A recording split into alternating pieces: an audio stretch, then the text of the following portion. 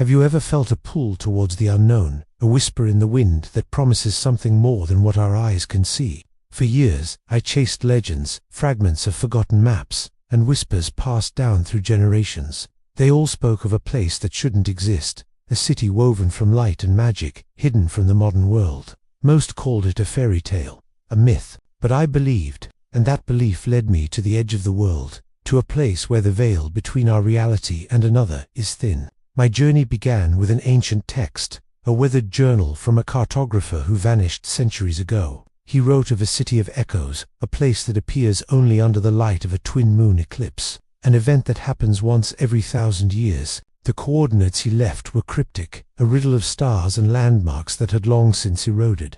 It took me years of cross-referencing celestial charts and geological surveys to pinpoint a possible location, a remote, uncharted valley deep within the Andes, a place the locals call the Valley of Whispering Winds. Getting there was an ordeal in itself.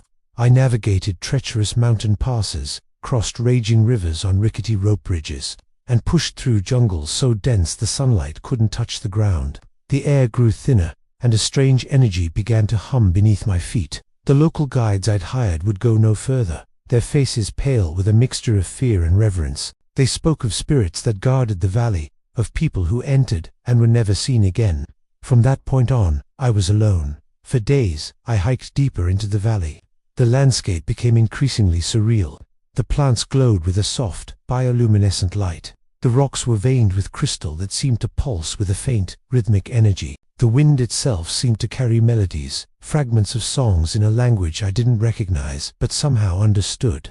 I knew I was close. The air crackled with anticipation, and the feeling of being watched was immense, but it wasn't menacing. It was curious. Then came the night of the eclipse. I had set up camp on a high plateau, overlooking the heart of the valley. As the two moons aligned, a breathtaking spectacle of celestial mechanics, the world went silent. The whispering winds ceased. The glowing flora dimmed. For a moment, there was nothing but profound, absolute stillness.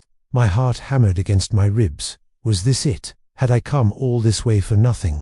And then, it happened. The air didn't just crackle, it fractured. A shimmering curtain of light, like an aurora borealis but 1,000 times more vibrant, descended from the sky. It wasn't a projection.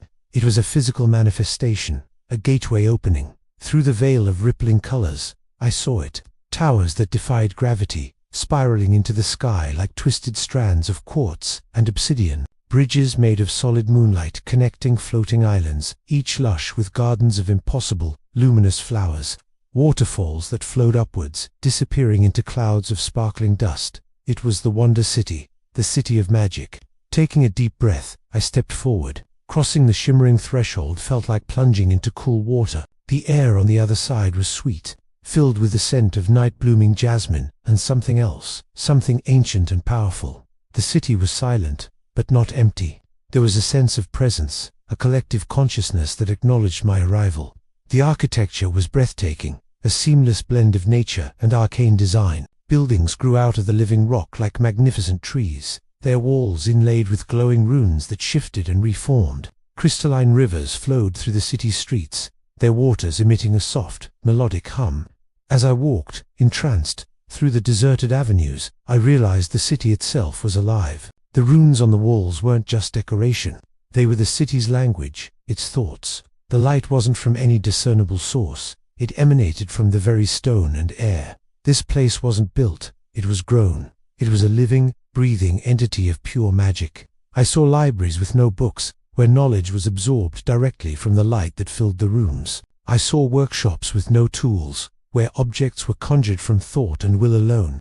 I spent what felt like an eternity there, though when I eventually stepped back through the portal, only a few hours had passed in our world. The city showed me wonders beyond my wildest imagination. It showed me the true nature of reality, that the universe is far more magical and mysterious than our science can explain. It wasn't a city of people, but a city of pure consciousness, a repository of ancient knowledge waiting for someone to find it. I couldn't bring back any physical proof, no glowing rock or magical artifact. The moment I stepped back into my own world, the gateway vanished as the eclipse ended, leaving the valley just as it was. All I have is this story. Many will call me a liar or a madman.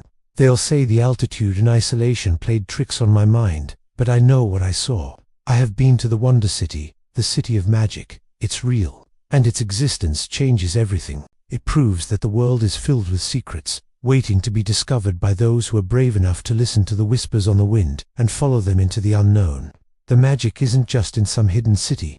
It's all around us, waiting for us to believe. So keep exploring, keep questioning, and never let anyone tell you that wonders don't exist. They're out there, just beyond the edge of our map, waiting for you. Thanks for joining me on this incredible journey. If you enjoyed this story, make sure to like, subscribe, and hit that notification bell so you don't miss our next adventure into the unknown. Until next time, stay curious.